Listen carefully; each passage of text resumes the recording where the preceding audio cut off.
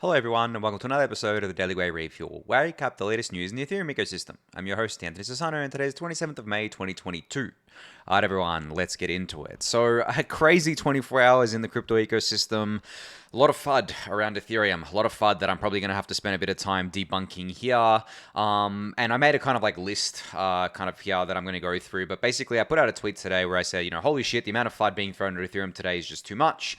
The worst part is that the FUD is so misinformed that I feel like I'm back in 2018. I encourage all of you not to just read random tweets and take them as fact. And then I listed out some of the FUD here. People brought more FUD to my attention that I didn't remember. Basically, the beacon chain reorg FUD from people who don't understand it. Now, I've spoke about this yesterday, so I'm not going to rehash this here, but there was a good tweet thread here from Martin Koppelman, the person who put out the original tweet thread. I highly, highly recommend going and giving this a read because it basically describes exactly what happened and why it is unlikely to happen in the future and what fixes are in place and things like that. But the TLDR, just for those who didn't kind of like understand my explanation yesterday.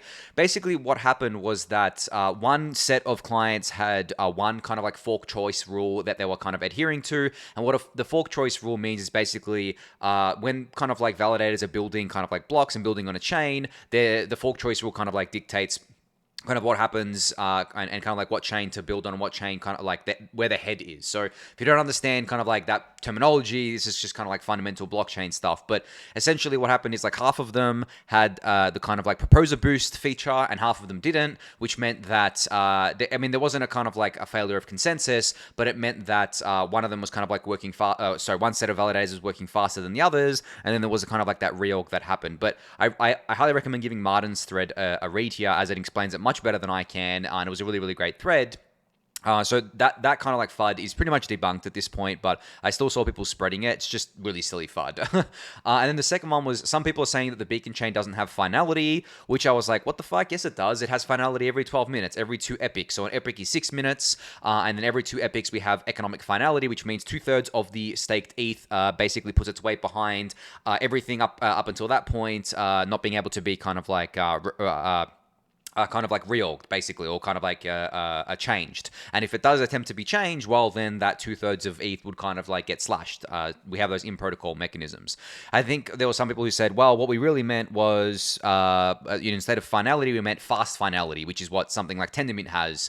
And Ethereum is working towards faster finality, but the thing is the reason why we didn't do fast finality is because with fast finality, you're limited to the amount of validators you can have on the network, and Ethereum obviously wanted to optimize for as many validators as possible, and that's why they went from kind of like that 12-minute finality instead of fast finality, which is usually much quicker than that. But there are upgrades coming that would kind of like put that into Ethereum or make finality faster. But Ethereum, the beacon chain, does have finality, right? It's just not the kind of like fast finality that you may see in some other chains that have kind of like made that other trade-off of having less validators, but kind of like faster finality there.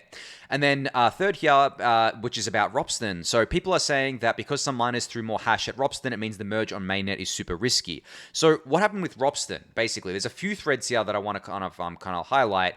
Not this one. Where's this one? This one here from Preston Van Loon, who kind of like put a screenshot out showing that Ropsten's hash rate actually spiked. Now, as you guys know, Ropsten is going through the merge transition on June 8th, and it had a TTD value kind of like given to it, which basically meant like once it reaches this kind of like difficulty, you'll do the merge. Now, some miners basically trolled Ropsten, threw their hash rate behind it, and sped up TTD, which meant TTD actually happened yesterday, I think, or today, like earlier today, and that's just been kind of like reconfigured, so it'll happen later. It happened at the kind of like the original time, but essentially it was just a troll attack from, I don't know if I call it an attack, it's just like a troll from miners, and this can't happen on mainnet, so it doesn't even matter. This is literally a waste of time for core devs now. They have to kind of like deal with this, because this is impossible to happen on mainnet. Well, not impossible, but extremely unlikely, because to do this on mainnet, you would need to buy like a shit ton of miners, right, and point a shit ton of hash at Ethereum, which is infeasible. Basically, there's a couple of threads about the Ropsten issue. One here from Tomasz, which has a detailed description of the Ropsten TTD issue that you can go and check out. But also kind of one here from Doug, who says why the Ropsten TTD attack is not feasible for the merge on Ethereum mainnet. Explains it. I'm just highlighting these threads because I want you guys to kind of give those kind of a read there, and then there's one here from Laurence who kind of like gave more context about what happened with Ropsten here. But yeah, essentially what happened was I guess the TLDR of TLDRs is that some miners put hash behind Ropsten. They sped up the kind of like timeline to getting to TTD. TTD was reached, and then kind of like the core devs are like, well, we obviously don't want it to reach now because the Ropsten beacon chain isn't even live, right? Like the Ropsten beacon chain doesn't go live till the 30th of May, so there's no merge going to happen. But as I said, it's just been kind of like a waste of time for core devs because they don't have to deal with this. And as I said, it's more of a troll than an attack because it doesn't really attack anything. This is not a feasible thing to do on mainnet, so it's not going to affect the mainnet merge at all. And it's just like a waste of core devs' time to kind of like deal with this now. So that was that kind of like FUD there. Then there was some more FUD around where is it? I'm going through my tabs here. I mean, someone put this out as a joke saying that there was a massive 8-year vesting unlock from the ETH ICO that started yesterday. And I was like, what? Like, and then they said, oh, I'm just joking. But like, the thing is, a lot of people believed this. It wasn't just a joke. And there was someone on a podcast, I think Scott Malka, with here kind of like a bunch of people talking about this as if it was fact. And I was like, what the fuck is going on? Like, sorry for the F-bombs lately, guys, but like my mind, like right now is just, ugh. Anyway. What happened was this person put out the tweet and then someone ran with it and then people kind of like believed it. Guys, the Ethereum ICO had no vesting. There are no tokens unlocking. Everyone that got their ETH from the ICO either is still holding it or has sold. Like, there's no there's no more ETH to unlock, especially not after 8 years. Like, what the? Like, I just don't know what's going on. Like, why do people believe this to begin with? But anyway, this is totally false, not true at all. Just wanted to kind of like cover that as another bit of FUD that I've seen. And I'm sure there's other bits and pieces here that I've kind of like missed or kind of can't think of right now. But that was it for the last 24 hours in FUD land. Guys, like I'm just like so puzzled. Like I have to be honest with you. Like, as I said, I haven't seen this amount of just like stupid FUD since the 2018 bottom. And I don't know if the markets are going to bottom here. I'm actually going to talk about the markets in a sec. But like, I don't know if the markets are going to bottom here. I don't know if it's going to go lower than what it is now. I don't know any of that sort of stuff, right? You guys know I'm a long-term investor. I don't really care about the short-term stuff. But in saying that, there is a saying, narrative is dictated by kind of like price. Where were all these people fudding ETH when it was at a higher price? Like when was we with 3K plus, where was all this FUD? It didn't exist, right? And now that ETH is like, I guess, 1800, whatever it is right now, people are now saying things like, oh, the merge is like super risky. We have to risk off ETH because it's like super technically risky. Look at the beacon chain. Look at the reorg that happened there. Oh, the ETH devs don't know what they're doing. Blah, blah, blah. You know, all this kind of like just FUD coming out of nowhere because the price went down, right? So I put out a tweet where I basically said, until you realize that narrative follows price and not the other way around, you're not going to make it. Pay attention to how many people are now coming out of the woodwork to be bearish on ETH based on some narratives just because it went down in price. So if someone is literally just changing their opinion on an asset because it goes up or down in price, that someone is not worth listening to in my eyes. Yes, you can have a thesis that doesn't play out, and then you can kind of like admit, okay, well, I had this thesis, I was bullish on it, it hasn't played out. You know, but you're not changing your thesis just because the price went down. You're changing it because the fundamentals changed, right? There's a very, very different thing there. So that's that there. But there was this tweet here from Joseph Lubin that I thought of today. And this is one of the most legendary tweets. I love this one. He put this out on December 22nd, 2018. This was 6 days after ETH bottomed at $80 in 2018. He said, I am calling the crypto bottom of 2018. This bottom is marked by an epic amount of fear, uncertainty, and doubt from our friends in the fourth and crypto fifth estates. Now, he has a little thread here, but that's like kind of the gist of it there. So he called the bottom pretty spot on here, but pay attention to that. This bottom is marked by an epic amount of fear, uncertainty, and doubt. That's what I felt over the last 48 hours, an epic amount of fear, uncertainty, and doubt. Now, what I really want to highlight for you guys is the replies here. This is just chef's kiss. The replies are very similar to what we're seeing today.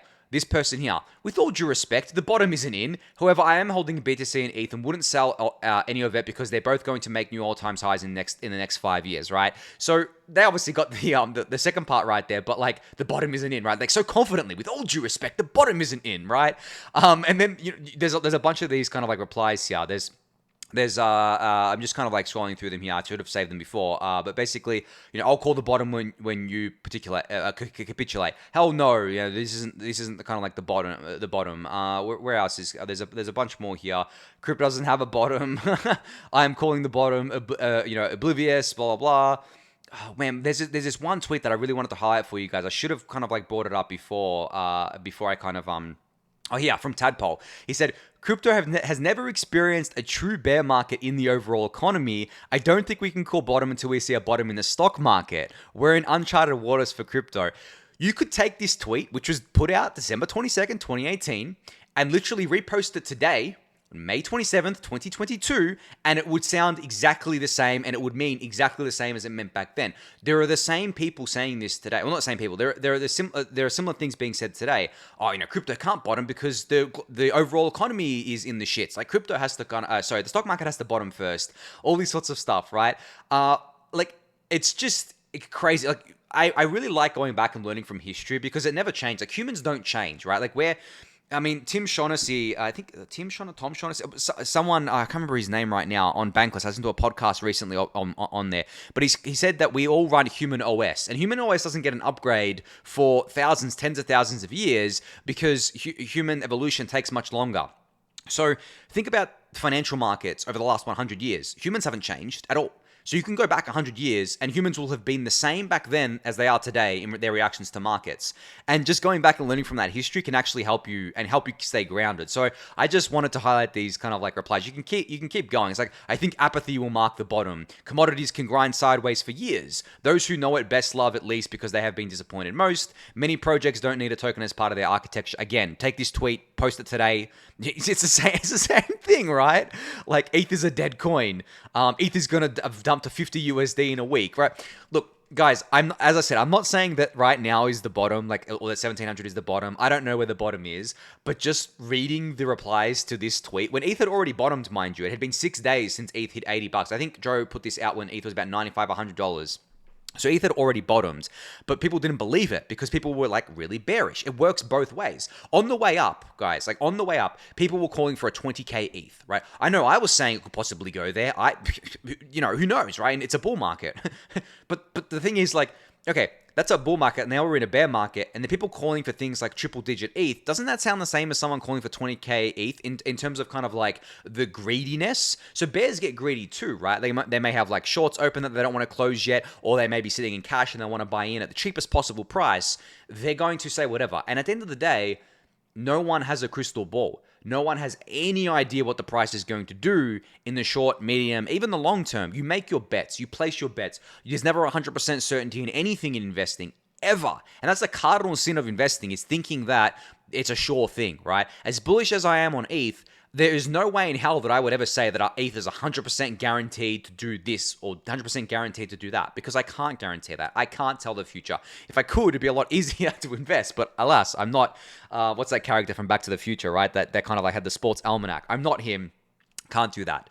So when you're looking at the markets, when you're looking at the public commentary on Twitter, when you're looking at kind of like FUD, when you're looking at people kind of like calling for like ridiculous prices, either way, I'm not just talking about down, I'm talking about up as well. Just remember that no one knows.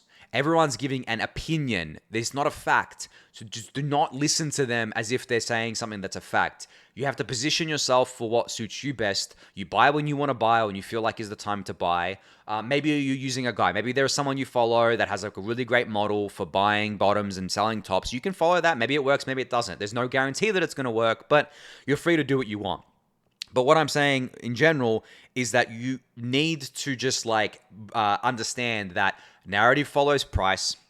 People say shit about price all the time. Everyone talks out of their ass basically about price. No one knows where it's going to go. And as long as you kind of like come to terms with that, I think you'll do well over kind of like the longer terms there. But I think that might be it for another Daily Gwei rant here. But yeah, all these kind of like tweets and everything will be linked in the YouTube description. You can go check out for yourself. But I mean, the FUD around Ropsten was super hilarious to me. It's like, guys, it's a freaking testnet. Like, why are you fudding? And like, it has nothing to do with mainnet either. It's not like this is going to impact the mainnet merge and all that sorts of stuff. And then the continued beacon chain FUD. It's like, oh my god, if 7-block reorg is catastrophic. I mean, To be fair, a 7-block reorg, if it was post-merge and there was a lot of activity in the blocks and things like that, would have probably hurt some users because of the MEV implications.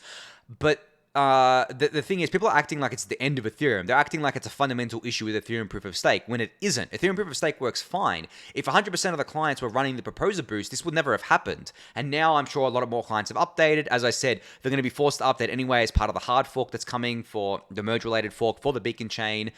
And even Martin said in his thread that he doesn't expect there to be a reorg like this on post-merge at all. And I don't expect that either. Like, it's just funny when you kind of like look at this sort of stuff, because it's not complex. Like, there are kind of like threads out there explaining it like you're 5. I'm trying to explain it to you guys as best as I can. There are smart people telling you that, guys, like, this is not the issue that everyone is making it out to be, right? But as I said, worst case scenario is if something like this happened post-merge, there would be MEV consequences here, and users would probably lose money in that sense. But I mean, it just depends, right? Depends what happened in those 7 blocks, obviously. So yeah, anyway, I'm going to move on from that now. I've got some other things to get through, but I'll link all of these tweets in the YouTube description for you to check out.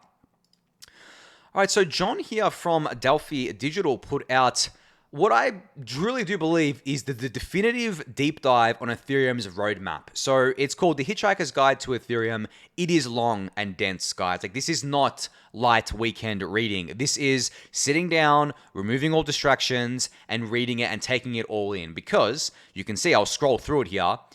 It's very, very long and very dense and lots of technical jargon. And this is basically everything you need to know about Ethereum's roadmap all in one piece. And there's chapters, so you can go through it if you don't want to read about certain things. But this is deep. So if you're interested in being as up-to-date on the Ethereum roadmap as possible from a technical level as well, then this is the guide to read. I just think this is absolutely awesome. Like, the fact that someone has put this together is great, because I'm going to link this to everyone from now on. And be like, hey, this might be a bit technical, but if you really care about what's coming for Ethereum's roadmap in general, this is what you should be reading. And I actually haven't read it yet. Like, I mean, I haven't had time to read this today. I only saw it today, and it's like, it's really, really long. But as I said, not light reading. Sit down with a coffee, a cup of tea, whatever you drink, maybe a beer, right? on the weekend. I mean, the weekend's tomorrow off. At least it is for me. Oh, no, it is for everyone, right? Like, my weekend's much closer. It's like 11:30 p.m. right now. But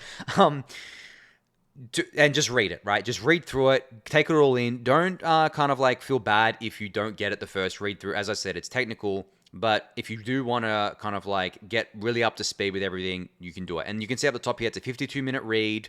Maybe it takes you an hour to read, maybe it takes you a bit longer, but it's a good Saturday afternoon or something read, I think. I'm definitely going to try and read it over the weekend, that's for sure. But yeah, just wanted to highlight that. And thanks to John for putting this together. Amazing work here. All right, so speaking of great work, Pseudotheos has put out another tweet thread all about the layer 3 paradigm shift in blockchain scaling. So obviously we'll link this thread in the YouTube description below for you to go check out. But I've mentioned layer 3 scaling before. It's something that Starkway has been talking a lot about. And I've said in the past that I think that the terminology, like, I don't know, like, I'm going to capitulate and just start using this terminology, the layer 3 terminology, because people are just like more and more using it. But like, we love to confuse people in crypto, that's for sure. But at the end of the day, like, the mass adoption and end users aren't really going to care about terminology like this. They're not going to be talking about layer 1, layer 2, layer 3, layer 4, whatever. They're just going to be like using the apps, basically, right? So I wouldn't worry too much about that. So, but if you do want to learn about what layer 3 is from one of the kind of like best Twitter accounts that I follow, Pseudotheos, which you should be following, by the way, definitely kind of like check out this Twitter thread for a kind of like a little breakdown here, and then links to more information about this. Obviously, Immutable X being built with Starkway's technology is using this. Starkway's been pushing it. And really, I mean, from what I've read and from the people I respect as well, it really is a paradigm shift in blockchain scaling, where layer 3 will still settle down to Ethereum layer 1, but it goes through layer 2 to get down to layer 1. And it just gives us what I think people are calling fractal scaling, which I think Ponya had a thread about the other day. I mean, of course, they had a thread about it, but you can go check out their kind of like Twitter feed for that thread. I don't have it handy right now. But yeah, I just wanted to kind of like highlight this thread from Pseudotheos for you to go check out. All right, so another update from Immutable today. They've launched MetaMask mobile app support on the Immutable X protocol. So if you are using the Immutable X protocol here, the layer 2 network, you can now use it with MetaMask's mobile wallet app. So if you're using the mobile wallet app on MetaMask, well, then you can deposit, withdraw ETH and a bunch of other tokens, purchase and sell NFTs, and manage your NFTs. And you can try it now at this link, which of course I'll link in the YouTube description. I love seeing this. You know, we obviously need support from all wallets, mobile, desktop, hardware, whatever it is, for these layer 2 networks, because that's the future of Ethereum, as you all well know. I don't have to, I'm preaching to the choir by saying that, but it is, and I'm just glad to see more kind of updates coming out of the Immutable ecosystem here. And they had a bunch of updates yesterday, they have more today. They're really kind of I think, getting into their stride now. I'm boarding a bunch of kind of, I guess, I'm boarding a bunch of teams, doing a lot of business development behind the scenes, scaling more, right? Working with Starkware to scale even more with layer 3s and stuff like that. Doing the interoperable liquidity for NFTs. They're killing it, I think, at the moment. I'm really excited for the future of Immutable here. I mean, I should disclose that I'm an investor in Immutable, but I'm an investor because I was bullish on the project, right? I think a lot of people seem to think sometimes that people kind of talk about their investments because they want to shield them, or they only invested in something because they got access to it and they want to shill it, and they're not really bullish on it. No, guys, I'm bullish on it. Any project that I've kind of invested in, I'm definitely bullish on, right? I invest in because I have a thesis on it. I want to see it kind of grow. I want to see it succeed. But I just disclose for you guys because it's just what I do on the show, right? I always disclose these things here. So I just wanted to get that out there. But I mean, again, go check out this from Immutable. I think it's a really cool little feature. All right, finally here we have some, I guess, dramatic news, or I guess dramatic kind of events happening right now. So Leighton here from PoolTogether put out a tweet thread started by saying, as some of you know, I'm currently being sued personally in a putative, is that supposed to be punitive? I don't know. Putative class action lawsuit. I can't speak about it publicly because the litigation is ongoing, but I want to share some context and ask for your help. So essentially what the lawsuit is it's come from, I think, someone who is an ex-staffer of Elizabeth Warren. They deposited $10 into PoolTogether or something, and now they've kind of lobbied a lawsuit against Leighton personally for PoolTogether. Now, obviously, Leighton can't talk about the details of kind of the case and everything like that, so we don't have many kind of details to go on here. But I think if you read between the lines and kind of get underneath it, you will realize that this isn't just a kind of attack on PoolTogether. This is an attack on all of DeFi. Because it's a baseless lawsuit. It makes no sense, especially to go after something like PoolTogether, which is probably the least degen. It's not even degen, DeFi protocol in existence, and it's just ridiculous that someone would go after them. But I think there's ulterior motives here. There's definitely kind of an underscore of the wider DeFi ecosystem here. But the reason why this was brought up was also because Leighton's raising funds by kind of selling NFTs in order to cover his legal expenses. They've already, I think, spent a considerable amount of money on this. I'm not sure exactly how much. I don't know if the number was actually named, and it's probably going to cost them a considerable amount more. I'm only learning this recently as well because I'm not familiar with the US legal system, but apparently anyone can sue anyone for any reason in the US, which I find incredibly bizarre and backwards, but it is what it is. And obviously, legal help is not cheap, right? So I think it's going to run into the millions of dollars from what I can tell in terms of legal costs for Leighton to defend himself against this. And as I said, it's actually, the thing is, even if you don't like PoolTogether for whatever reason, I mean, it's kind of weird if you don't like PoolTogether. Even if you don't like Leighton, I mean, I don't know the guy personally, but for whatever. In my mind, you should still mint an NFT or make a donation. Disclosure, I minted an NFT, one of the 0.1 ETH ones, but you should still do it to support his fight in order to protect DeFi more broadly. Because if this person was to win their case against PoolTogether, it sets a very bad precedent and very bad kind of future, precedent for the rest of DeFi. So we don't want Leighton to lose this. Both, obviously, I don't want him to lose it because it's a personal kind of lawsuit, and I don't want him to be hurt by that, but also because of the kind of wider implications for the DeFi space. So anyway, I'm just kind of not recommend, but just suggest if you guys do want to donate, definitely go kind of donate and mint an NFT or whatever. And you can do that, but basically, from kind of like from there, other things you can do to support is kind of like retweet this, share this, talk about it, make sure that people know that this is a baseless kind of like lawsuit. From what we can tell, and it doesn't actually make much sense at all. Now, I don't know who's gonna win here. I don't know if Leighton's gonna win. I don't know if this other person's gonna win. But yeah, we definitely need to be defending ourselves against attacks like this because they're gonna keep coming. As I said, guys, like regulation's gonna ramp up, especially in the wake of the Terra collapse. It's coming. Like, I mean, maybe we haven't heard much about it over the last few weeks, but trust me, guys, it's coming. Like, it's not like they're just gonna let that kind of like slide and things aren't going to be regulated now. It's coming, unfortunately. But the best thing we can do is, I mean, the first best thing we can do, obviously, is build truly decentralized applications that can't be stopped. Now, that won't protect against people getting kind of like getting sued personally, but it will protect the actual protocol. Second best thing we can do is basically prepare for these kinds of things, right? And kind of like come to terms with them, but also educate regulators and educate lawmakers and educate politicians to make sure that the regulation isn't too onerous or isn't too kind of like harsh or anything like that, and actually makes sense. Because whether you guys like it or not, doesn't matter what regulation it is, it's coming. Like, there is going to be some regulation of this industry. Now, the places that they're going to regulate are, as I've mentioned in the past, the kind of like I guess the paths of least resistance. Stablecoins, the fiat on-ramps, centralized exchanges generally, they're all just going to kind of like get regulated to shit, basically. Now, there's good regulation in terms of kind of like stuff that doesn't hurt the industry. And by that, as much as I hate them, like KYC AML, I think is really dangerous in its own right. But that sort of stuff doesn't hurt the wider industry, I don't think, right? But what would hurt the wider industry is if exchanges were forced to not allow people to withdraw from the exchange to their own kind of like Ethereum address, for example. That would definitely hurt the industry in a really, really big way and would be very, very bearish, at least in the short to medium term, for anything got to do with on-chain stuff. Especially if that kind of regulation came from a country like the US. So we don't want that happening. But these other sorts of things, like maybe, requiring exchanges to report more stuff, blah, blah, blah. I mean, that's already happening. Maybe they just make it stricter, whatever. Like, you kind of like understand these things once you use a centralized exchange, that this is all happening. And that's, as I said, that doesn't affect really the broader kind of like bull case for crypto, because centralized exchanges have always been regulated like this.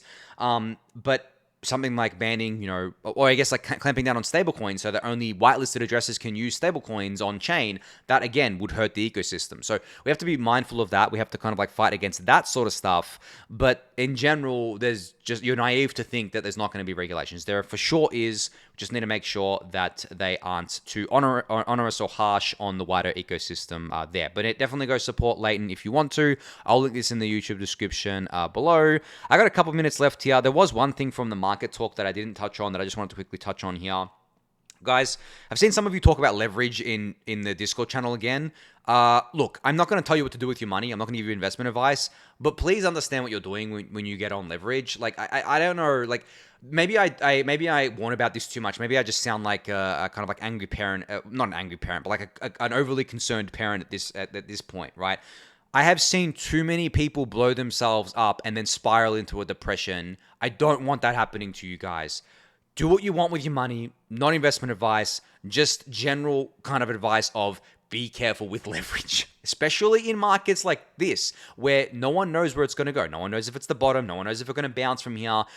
No one knows. It's actually like if you're going to use leverage, like this would probably be one of the worst times to use it. And I don't think there's any good time to use leverage really, but like this would probably be like one of the worst in my opinion. But again, like not investment advice, guys, please don't take it as that. Just take it as general, be careful. Like it's super risky. You can blow yourself up. And the worst thing, as I've said plenty of times, the worst thing in investing in crypto, especially in crypto, is blowing yourself up and then having to sit on the sidelines while everything just pumps and gets ahead of you, especially if you've been in it for a while, for years, and you just destroy your position before a new bull market starts. I've seen this happen to multiple people. It's not good. Anyway, I'm going to end it on that for today. So thank you everyone for listening and watching. Be sure to subscribe to the channel if you haven't yet. Give the video a thumbs up, subscribe to the newsletter, join the Discord channel, and I'll catch you all next week. Thanks everyone.